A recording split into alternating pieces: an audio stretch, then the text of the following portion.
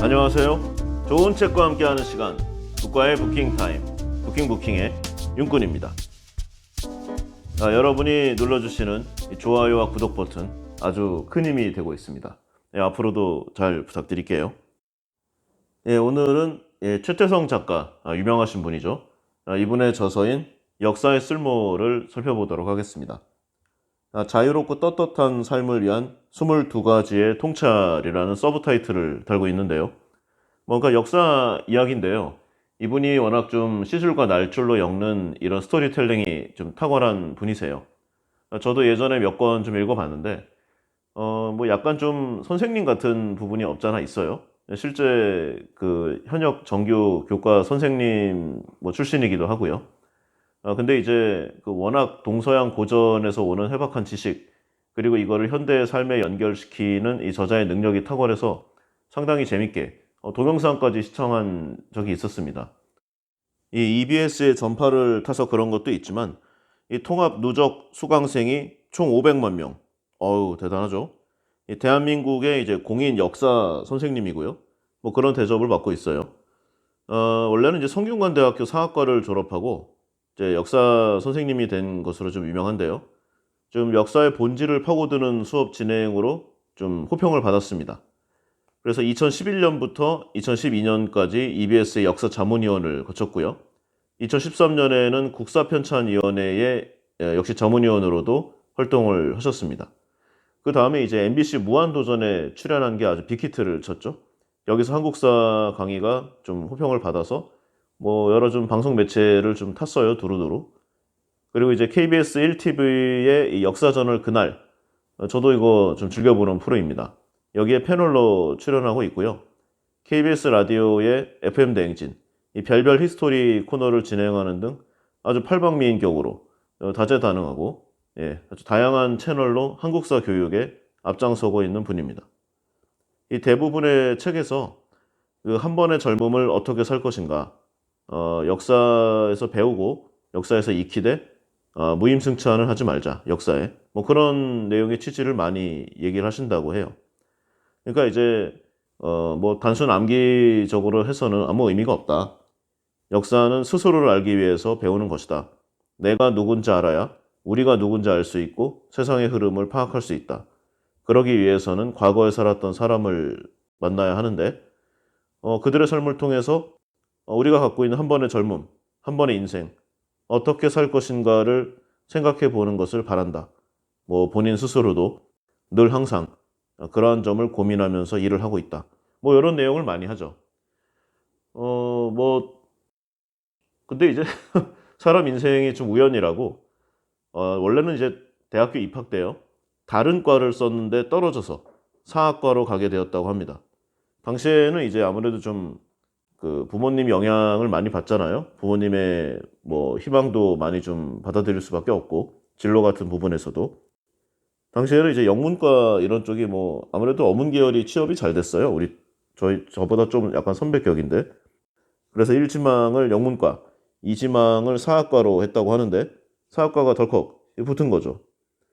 2지망으로 사학과를 쓴 것도 아주 단순한 이유였다고 합니다. 영어나 수학보다 점수가 잘 나왔고 그냥 뭐 역사가 좀 재밌었다고 해요. 그러니까 이제 교사가 된 이유 자체는 뭐 거창하지 않다는 뭐 그런 내용입니다. 집안 형편이 좀 어렵기도 했고 안정적으로 먹고 살 일을 좀 생각하다 보니까 뭐 떠오른 게 교사고 그래서 이제 교직에 들어가게 돼서 오늘까지 이어져 왔다는 뭐 그런 내용이죠. 강의 스타일이 좀 독특해요. 본인만의 독특한 판서법으로 아주 유명한데요. 뭐 전자칠판이든 일반 칠판이든 뭐 가리지 않습니다. 한 수업을 하는 내에도 이 칠판 전체를 최소 2번 이상 꽉 채우면서 수업을 하는 스타일이고요. 근데 이제 좀 특징이 있다고 합니다. 단순히 나열식 판서, 옛날 우리 왜 좀 중고등학교 때 뺏겨 쓰는 그런 거 있잖아요. 그런 방식은 아니고 이제 좀 흐름 위주로 좀 선을 그어가는 이제 정리식 판서를 위주로 한다고 합니다.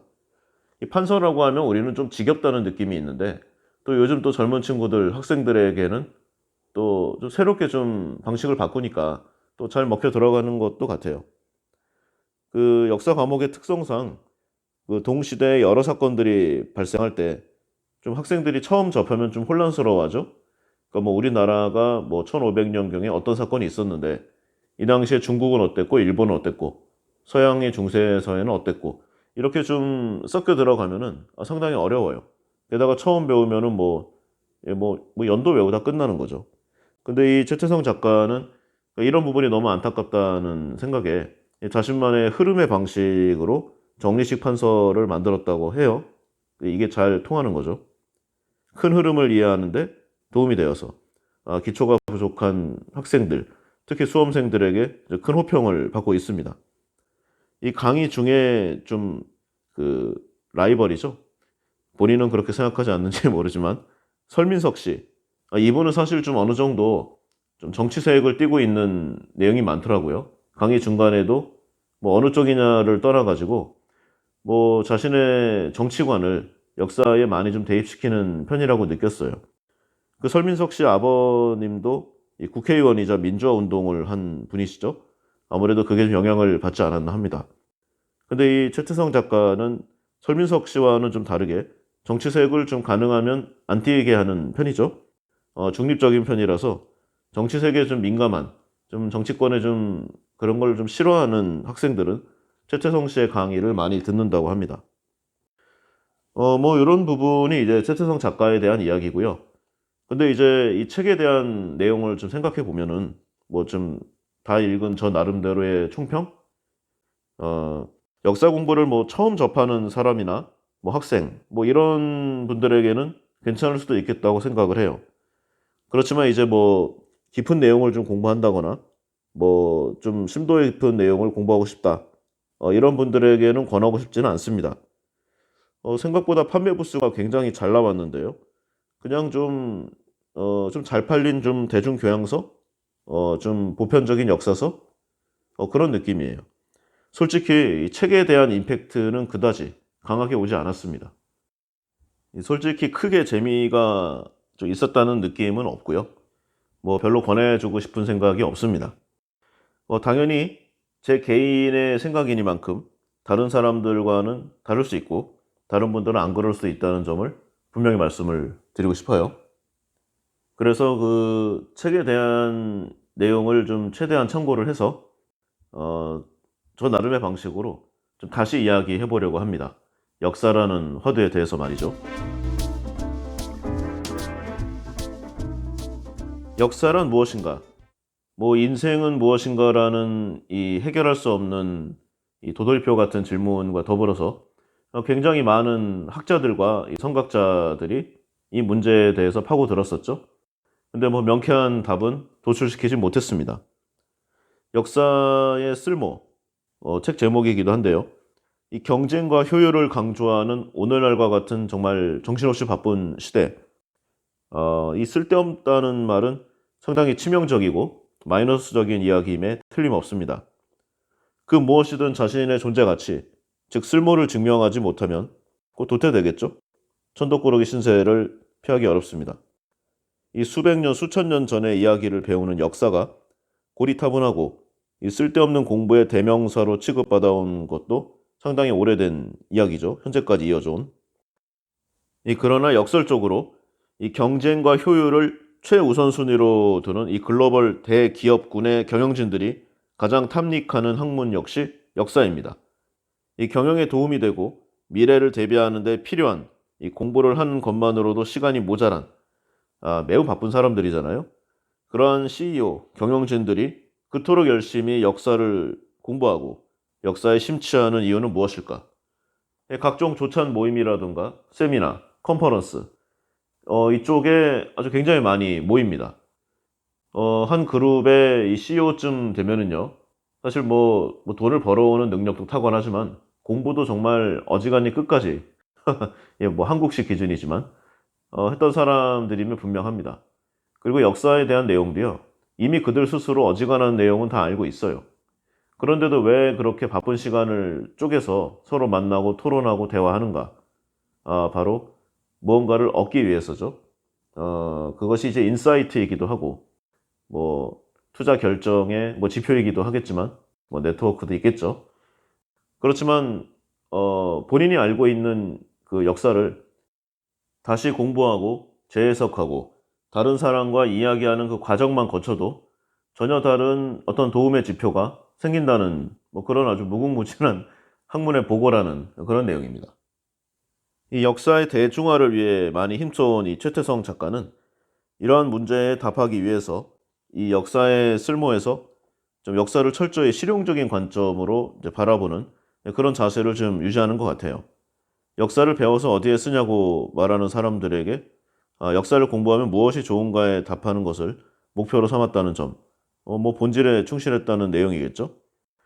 어, 뭐 서양에서부터 이제 전달이 됐지만 대량의 인쇄 기술, 그 다음에 세종대왕이 창제한 후민정음, 그리고 스티브 잡스가 만든 아이폰, 뭐 이렇게 계속 엮어요. 내용과 내용을.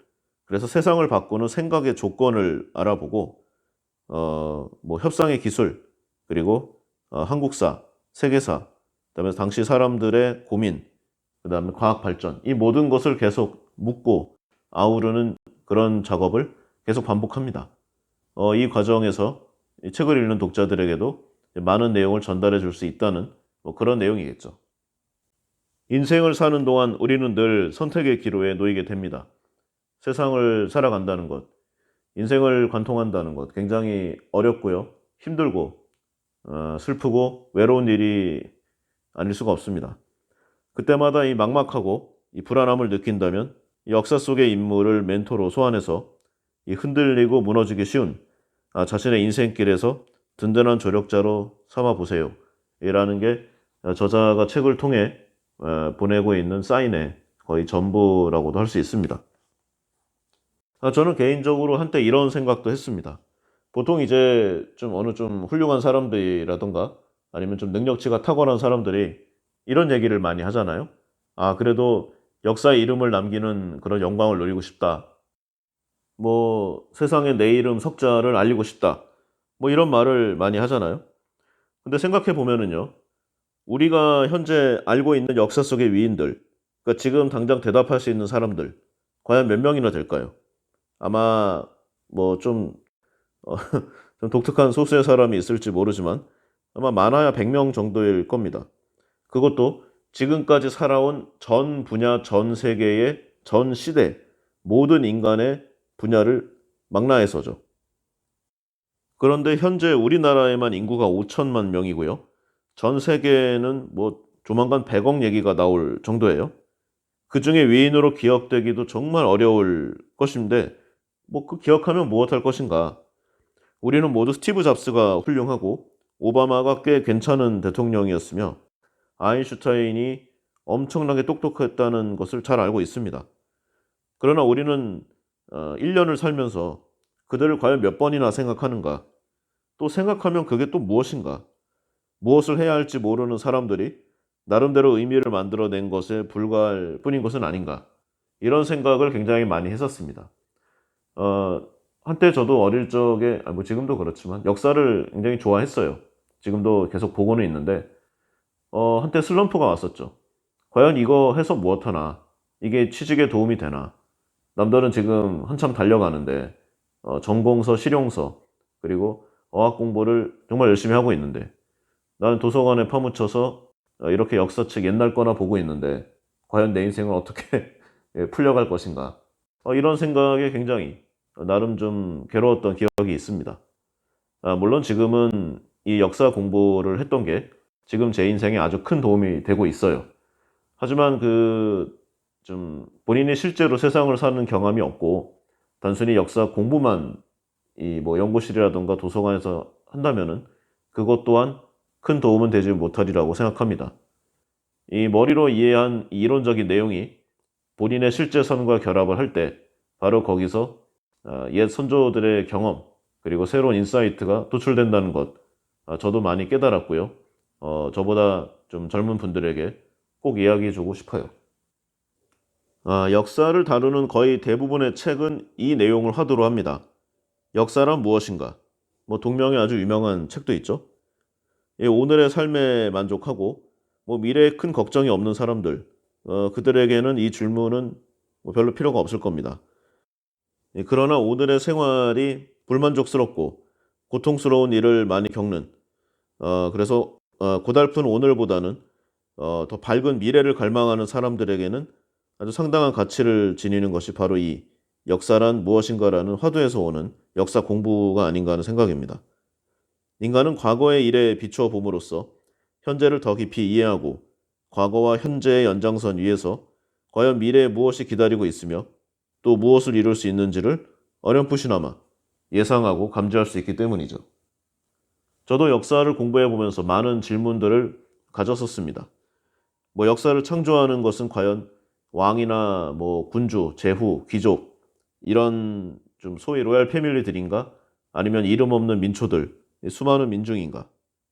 또 역사는 어떤 필연적인 법칙에 의해서 발전을 하는 것인가? 아니면은 좀 우연적인 어떤 요소, 좀 독특한 사람, 영웅적인 뭐 히어로들에 의해서 변화하는 것인가? 역사는 과연 진보하는 것이 맞는가? 역사의 심판이란 정말 있는 것인가? 아니면은 당시의 생활이 너무나 괴로운 사람들이 자신의 자기 만족을 얻기 위해서 또는 그저 자기의 행동이 옳기를 바라는 뭐 그런 좀 위안을 위해 만들어낸 허상인 것인가?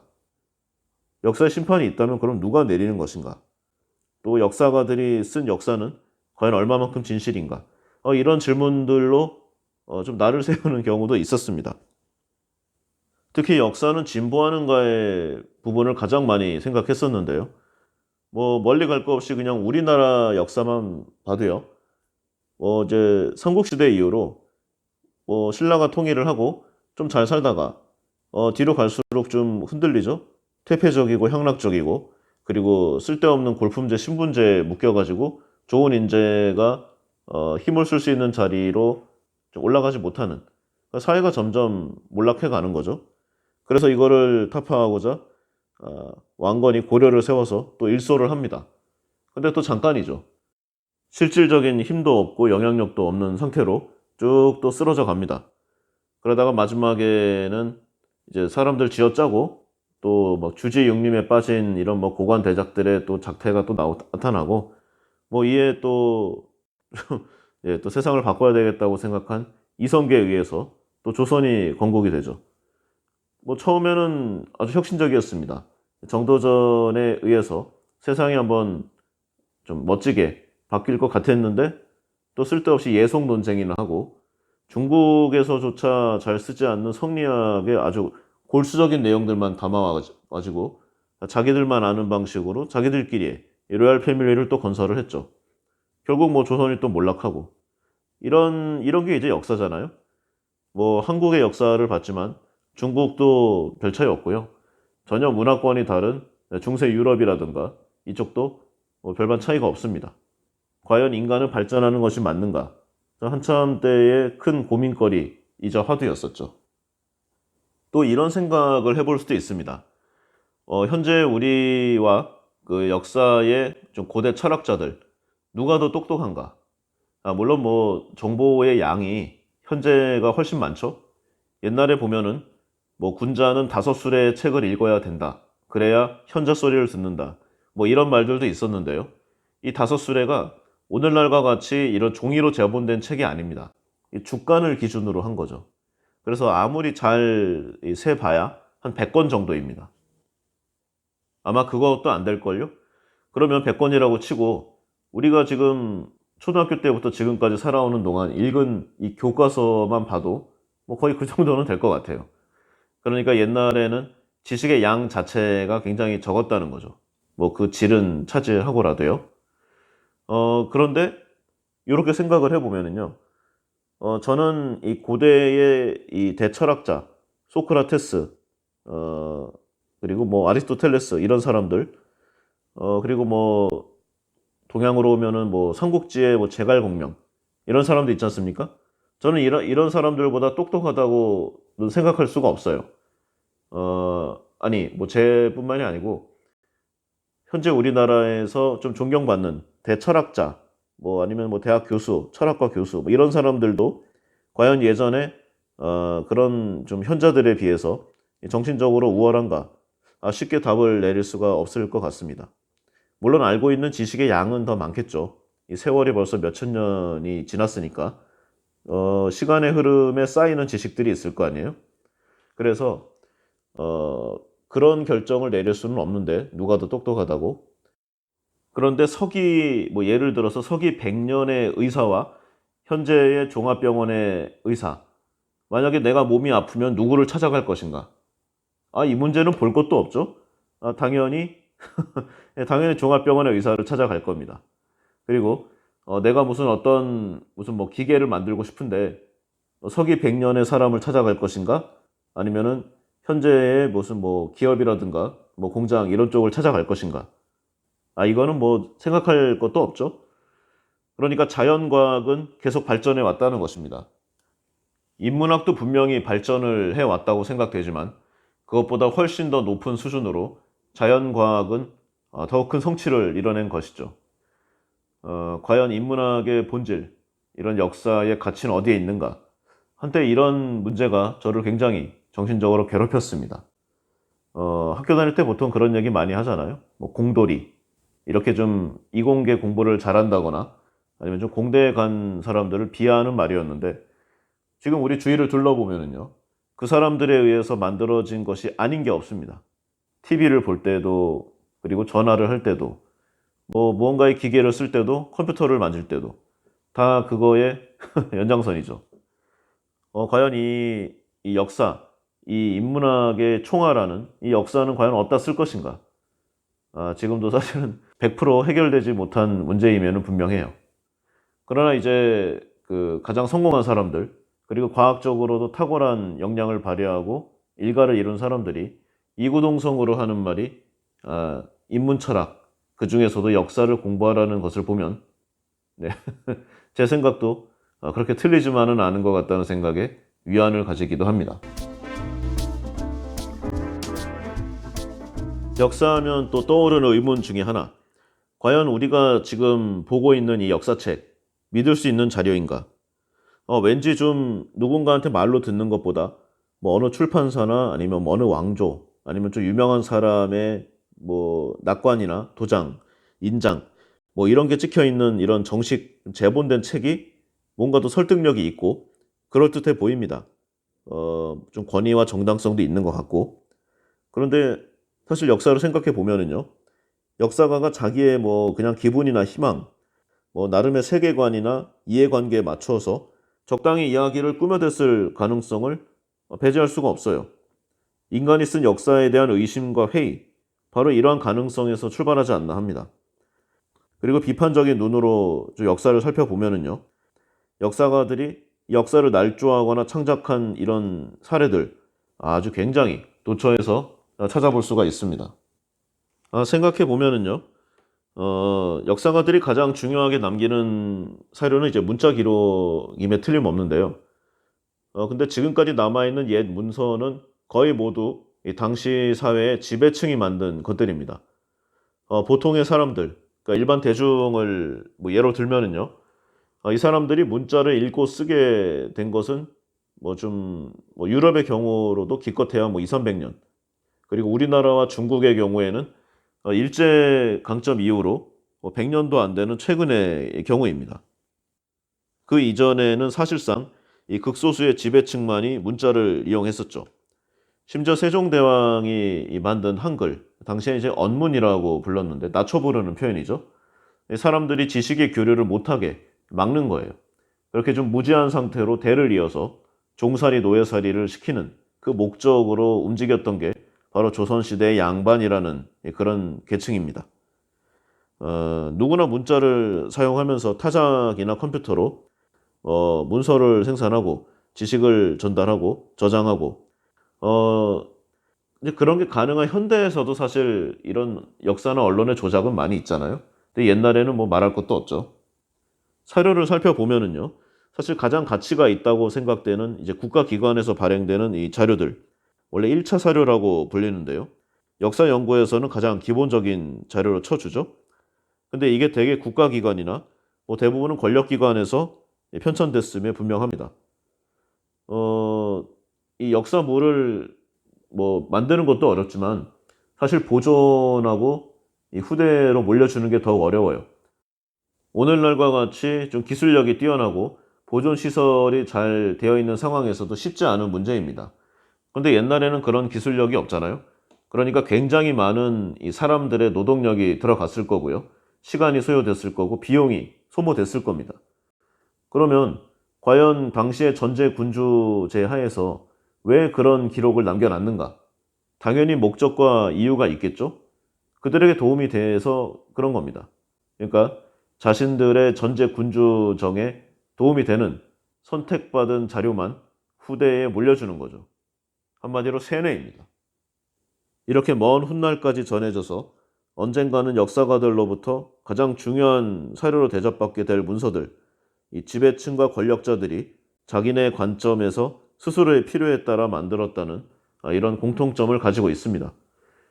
그래서 저는요, 지극히 제 개인적인 주관이자 생각이긴 하지만 조선왕조 500년 이런 관련된 실록이라든가 그런 내용들 있잖아요. 좋아하지도 않을 뿐더러 신뢰하지도 않습니다. 이런 말들 있잖아요. 조선시대 사관은 목에 칼이 들어와도 사실을 기록했고 임금들도 이 사관들의 붓을 두려워했다. 그럴듯하잖아요. 멋도 있고. 근데 제가 또 세상을 살아보니까 그렇지가 않더라고요. 당시에 이 전제 군주는요. 이 왕의 말 한마디에 목이 떨어지는, 죽는다는 의미죠. 그런 시대였습니다. 그냥 길 가다가 아무 이유 없이 죽는 거예요. 심지어는 친척인지도 의심스러운 정말 이름만 알까 말까한 사람이 역모를 일으켰다고 구족이 멸족되는 그런 사회였습니다. 이런 세상에서 과연 이 절대 왕권을 가진 왕에게 저항할 수가 있겠는가? 그럴 수가 없겠죠? 목에 칼이 뭡니까? 그냥 막대기 하나만 들이밀고 그냥 고함만 쳐도 다 떨어져 나가요.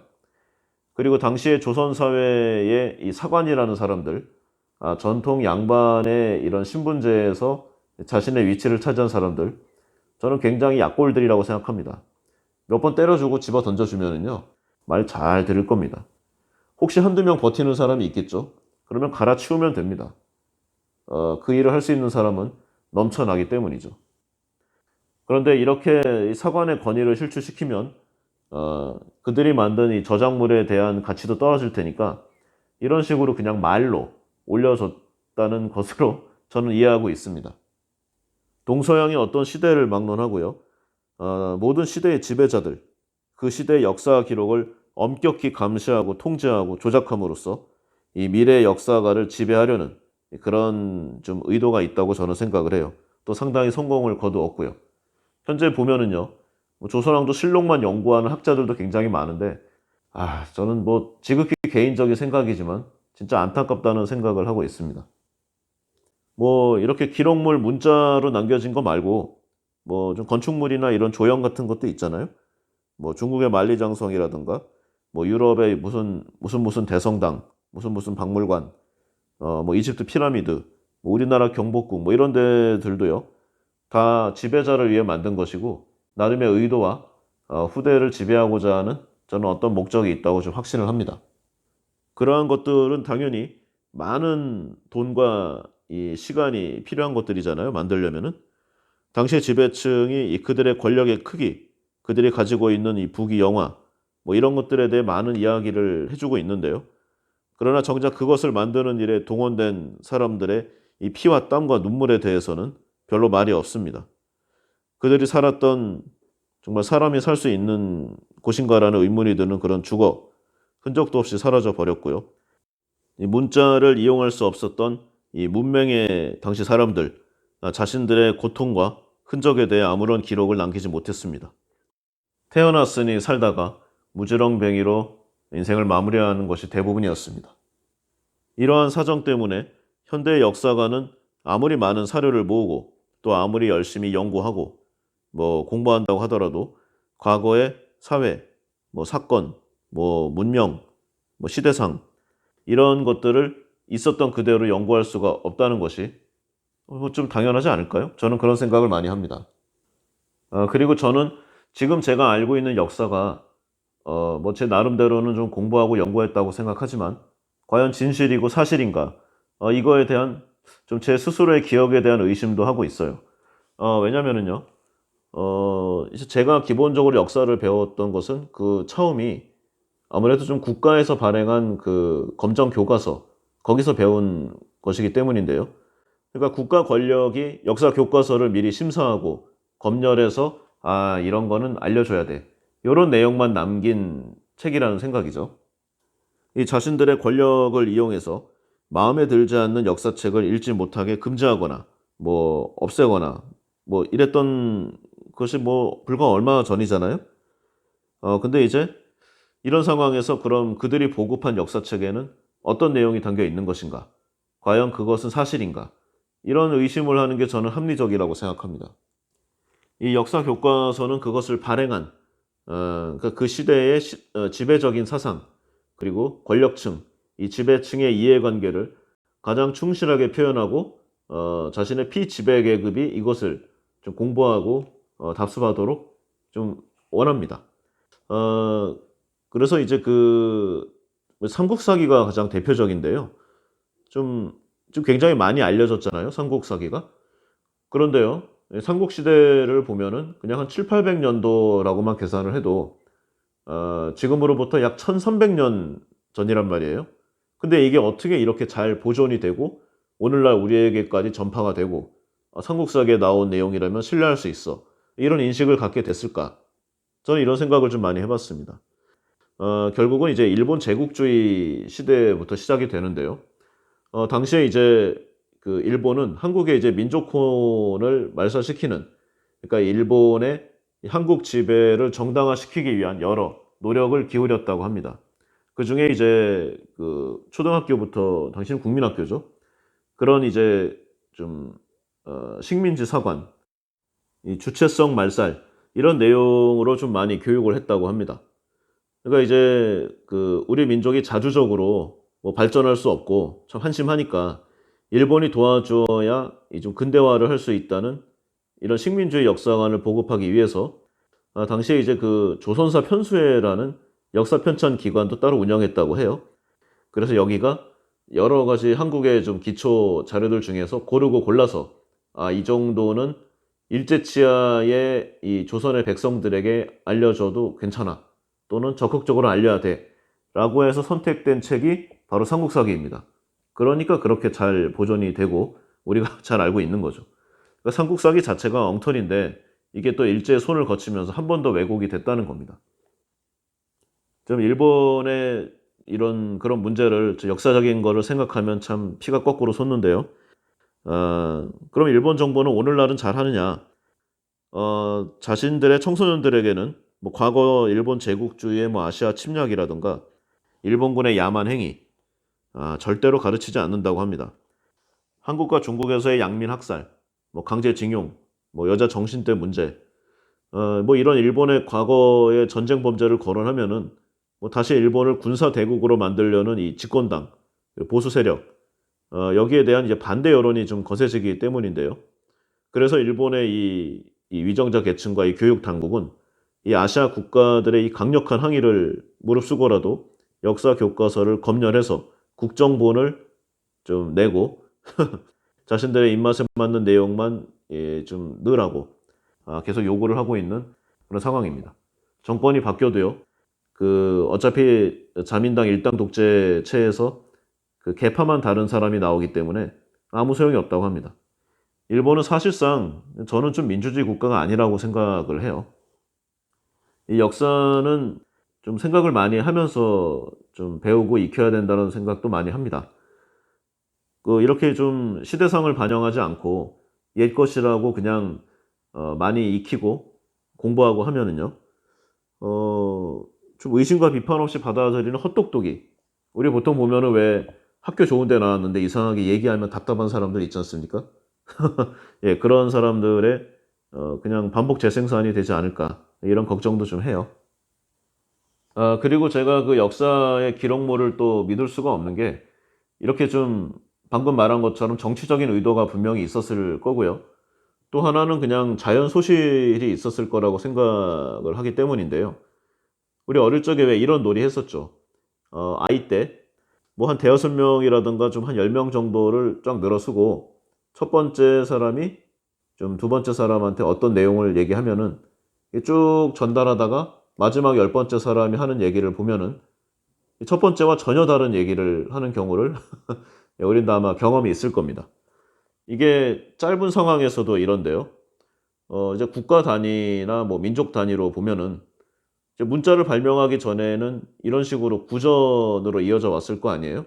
입에서 입으로 전하는 것이 뭐 사실상 있었던 일을 전하는 유일한 수단이었는데 이렇게 과거의 사건을 뭐 지역은 물론이고 여러 세대에 걸쳐서 전하는 이런 과정에서 당연히 이제 좀 덧붙이겠죠. 예, 살을 덧붙이고 예, 자기 상상을 좀 추가하고 이야기를 부풀리고 그러다 보면은 최초에 있었던 사건과는 전혀 다른 엉뚱한 내용이 예, 예, 구전될 수도 있다는 그런 생각을 좀 많이 합니다. 더군다나 사람들은 예, 스스로를 보호하기 위해서 기억의 왜곡을 많이 한다고 하는데요. 보통 이제 뭐 이제 법정 다툼이라든가 정신과에 와서 상담을 하는 사람들은 실제 있었던 내용은 많아봐야 50이고 나머지 50은 이제 조작을 한다는 거죠. 근데 이게 의도적인 게 아니고요. 시간이 흐르고 좀 장소가 바뀌고 환경이 변화하면서 자신이 정말 그렇게 믿는다는 겁니다. 그러니까 이런 거죠.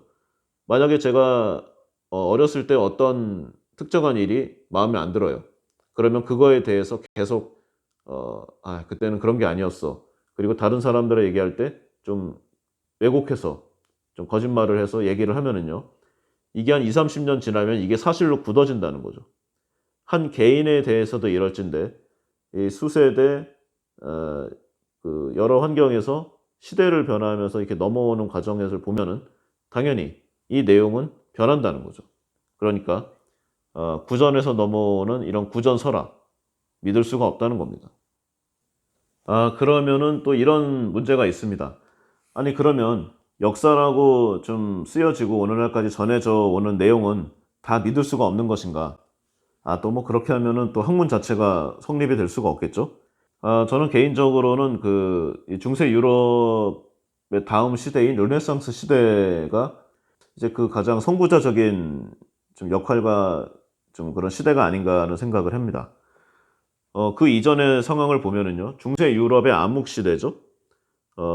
아주 전통이 아주 고루하고 낡은 이런 가치관에 빠진 이 교회, 그리고 종교의 권위에 도전하는 좀 모든 사상은 예외 없이 가차없는 박해를 받았던 정말 암묵 사회였습니다.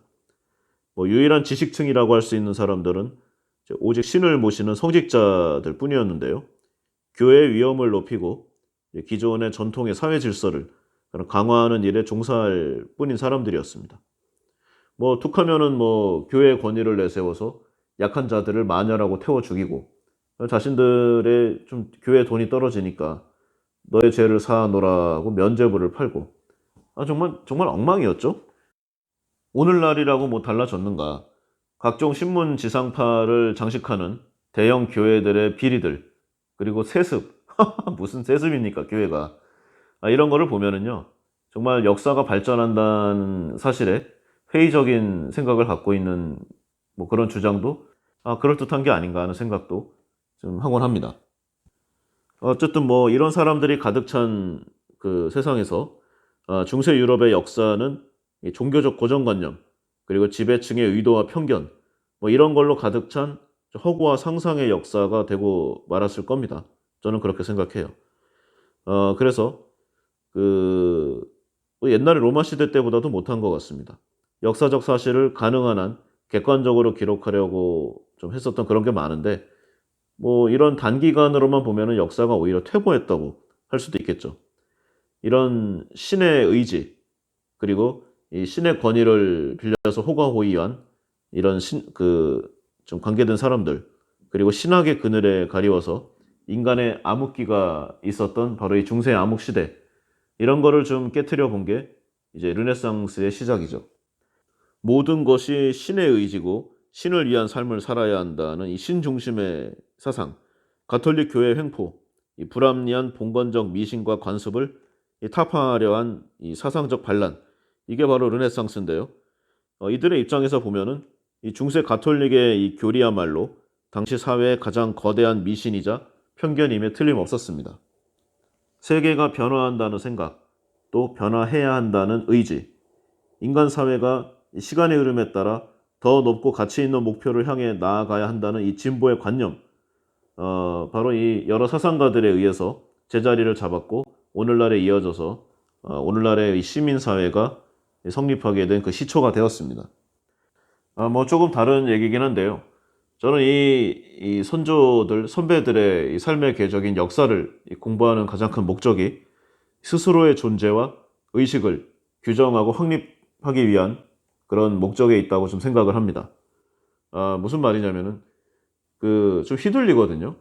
자신을 둘러싼 영향력 있는 그런 존재들, 뭐 작게는 부모, 형제, 가족, 친지가 있을 것이고요. 그리고 사회생활을 시작하면서 학교에서 만나는 사람들, 또 직장과 더 큰 뭐 해외 이런 데서 접하는 이런 문물과 사람들에 의해서 항상 이 정신과 세계관이 영향을 받고 흔들립니다. 근데 이게 잘못된 사상을 좀 받기가 너무 쉬웠어요. 옛날에는요.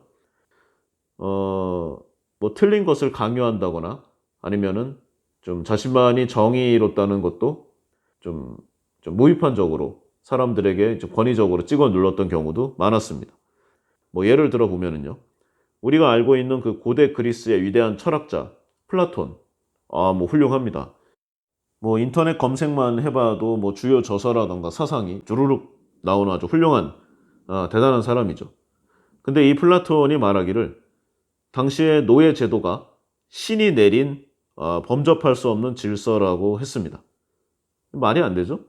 노예로 안 태어났으니까 이런 말 할 수 있는 겁니다. 19세기 미국의 백인 노예 소유자들도 노예들은 혼자 힘으로 살 수 없을 만큼 무지하고 무식하고 어린아이 같기 때문에 자기네가 그들을 착취하는 것이 아니라 보호하는 것이다. 이렇게 생각했습니다. 조금 전에 말했죠. 거짓을 계속 얘기하는 기간이 길어지고 모두가 거짓을 믿으면 그것은 곧 참이 됩니다. 비슷합니다. 현대의 자본가들은 자본주의가 인간의 본성에 맞는 아주 공정하고 자유로운 질서라고 확신합니다. 더 발전시켜서 신자유주의로 나아가야 한다고까지 이야기하고 있죠. 대규모 반란을 일으켜서 고대 로마 제국을 뒤흔들었던 스파르타쿠스 그리고 그를 따르는 노예들, 자기의 주인들과 당시의 사회 질서를 얼마나 증오하고 저주했겠습니까? 이 스파르타쿠스는요, 로마에서 아주 극악무도한 인물로 좀 정평이 나 있는데요. 실제로 스파르타쿠스에 관해서 뭐 구전된 내용이긴 한데 굉장히 인자하고 자애롭고 유머가 넘치고 신체적인 능력이 우수한 그리고 상당히 스마트한 팔방미인 다재다능 정말 멋있는 남자였다는 설이 다분합니다. 그러니까 그 많은 사람들을 이끌고 가장 강력한 시대였던 이 로마에 저항할 수가 있었던 것이었죠. 수많은 반란을 일으킨 이 중세 유럽의 농민들, 미국 남부의 농장에서 평생 죽도록 착취당하다가 죽었던 흑인 노예들, 뭐 지금 우리와 별 다르지 않습니다. 별로 많지도 않은 임금 인상을 위해서 파업과 시위를 벌여야 하는 이 현대 노동자들, 뭐 그나마 지금은 많이 좋아졌는데요. 자본주의를 영원토록 지켜야 할 이상적인 질서라고 생각하는 것도 모순이 아닐 수가 없습니다. 다만 그것을 대체할 더 좋은 것이 없기 때문에 그냥 이 체제로 당분간 가는 것이죠. 민주주의도 마찬가지라고 생각합니다. 민주주의 좀 문제가 많잖아요. 의사결정도 느리고 한심한 사람들이 여기저기서 떠들어대면은 진도도 안 나갑니다. 그러나 이 독재를 막을 수 있는 그리고 최악의 인간이 가장 정점에 오르는 것을 어느 정도는 막을 수 있는 그런 견제 장치가 있기 때문에 민주주의를 그냥 활용하고 있는 것뿐이죠. 이 정리해 보면은요. 피지배 계급은 시대를 막론하고 자기를 둘러싼 이 사회 관계를 체계적으로 인식할 수가 없었습니다. 역사적으로 대부분 그러했어요. 그들은 당대의 지배적인 사상과 윤리와 도덕을 강요받았고 또 받아들였습니다. 뭐 노예는 귀족에게 복종해야 하고 뭐 조세와 부역을 바쳐야 하고 현대 노동자는 고용주가 정한 규칙에 따라 적은 돈을 받고 많은 양을 일을 해야 된다.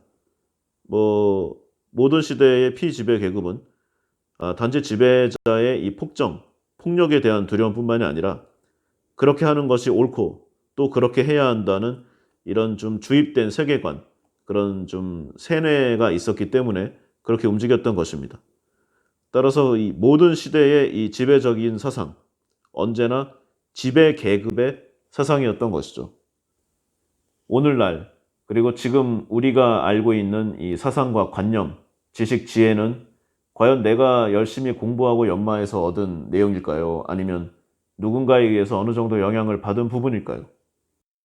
역사를 공부하는 이유, 즉 역사의 쓸모란 바로 이러한 상황에서 스스로의 가치관과 자존감을 찾는 그런 여정이라고 생각합니다. 네, 오늘 첫 번째 시간은 여기까지 하고요. 다음 시간에는 저자가 가장 존경한다는 사람들, 그리고 가장 좀 이야기하고 싶다는 내용들을 제 나름의 방식으로 좀 정리해서 좀 사례를 곁들여서 이야기해 보도록 하겠습니다. 예, 오늘은 여기까지 하겠습니다. 감사합니다.